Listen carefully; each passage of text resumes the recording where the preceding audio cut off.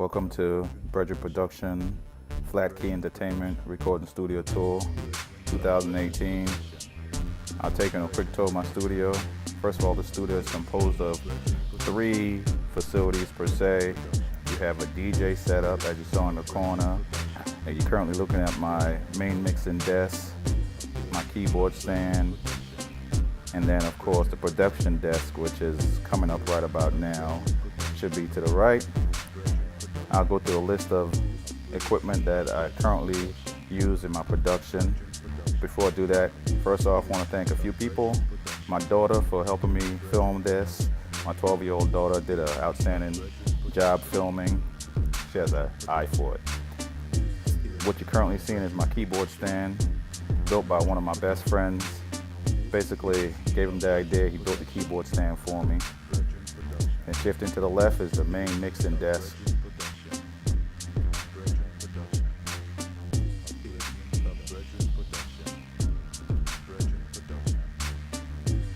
I'll give you a list of the equipment in a short while, but just want to give you a chance to look around the facility and see what my environment is made up of. Here to the left is the production desk. Whenever I just want to do some quick production, if I'm not using my iPad, I use my production desk right here. Knock out some beats, knock out some quick production, get it all done. No need to turn on the whole studio and run up my electricity bill, because you can tell this keeps the place warm and run up the electricity bill. Okay, starting off with my keyboard stand. On top of my keyboard stand, of course, a lot of junk, but if you look at the flag, Virgin Islands flag, of course. Now, my first keyboard ever purchased by my wife was a Yamaha DJX. Still use it, sentimental, can't get rid of it. Enjoy making music, have a lot of sounds. I enjoy making music with that keyboard. Next setup is my MP7. Those of you that know the MP7 is basically a reincarnation of the MoFat with sequencer. I also loaded that up with the other sounds by EMU, which now is owned by Creative. Then you find the Korg controller to the left of that. Of course, being an urban producer, R&B, reggae, hip-hop, and a bit of calypso, you can always use the Korg Triton. Here you have the Triton Extreme. Below that, of course, you have to upgrade every once in a while. So here you have the Korg Kronos, 61 keys. Love that, still use it. Everything is wired up into the studio from the main production desk to the mixing and mastering area. Everything is wired up. Of course, every producer should have a record player for sampling. So there you have my vinyl record player, the Machine MK2, and then a little bit of drumming with the Elise sample pad, just to make a little bit different sound sometimes.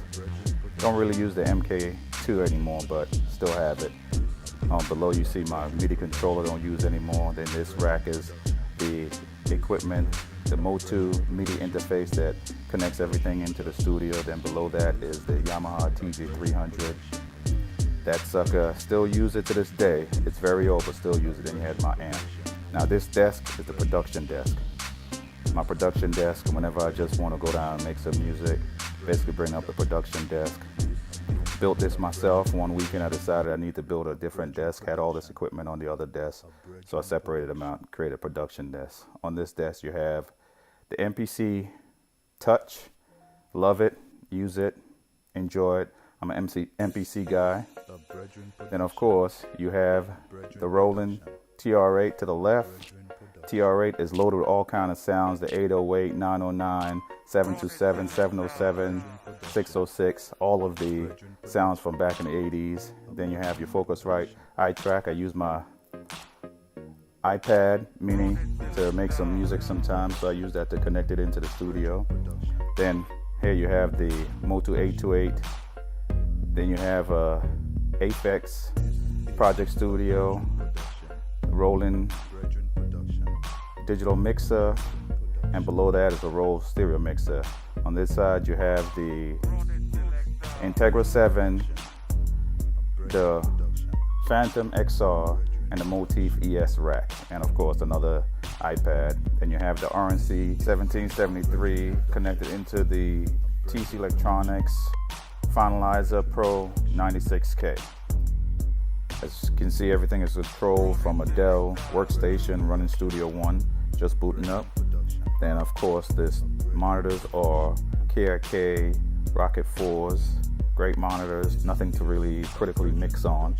Then the Shure SM7 microphone, dynamic mic, love to use that. Then some percussive instruments, some additional sounds when doing my production. The configuration is set up such that I hang the foam on a piece of board with the PVC pipe holding up. I'm just not into permanently putting stuff up on the wall. You never know when you have to move. Hey, looking at the main desk, this is the mixing area, mixing mastering area. Have PreSonus monitors, Mackie MSP5s and Mackie CR5s. Of course, running on a Mac is PreSonus Studio One again, trying to keep both studios compatible. Of course, this studio has Pro Tools, Reason, Logic, but I keep Studio One just to make sure everything is compatible. Of course, here's this mastering side of the house. You have the Tegla audio manufacturer trim, and then you have the Rupert Neve MBP2, which I use in a lot of my mastering work. It's a great piece of equipment. Master bus processor too. Then of course on this side you have the Focusrite Red 4 Pre. Love that. I basically got rid of the UA Apollo and put that in its place. Then here in the middle, that's where I control everything, route everything through the patch bay. Back again on the mastering side of the house. Love this configuration. I run an EQ to the Tegla Cream to the Rupert Neve MVP, and then run it back into the system and record it.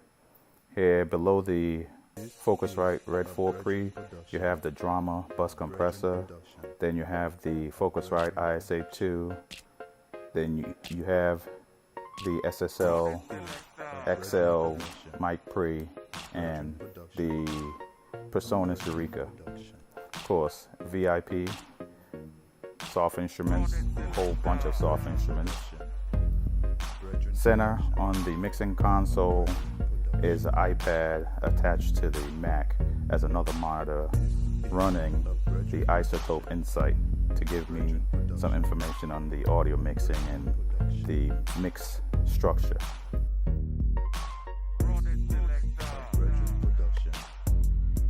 On the desk, you see I have a few guitar effects. I really use them in the mixing.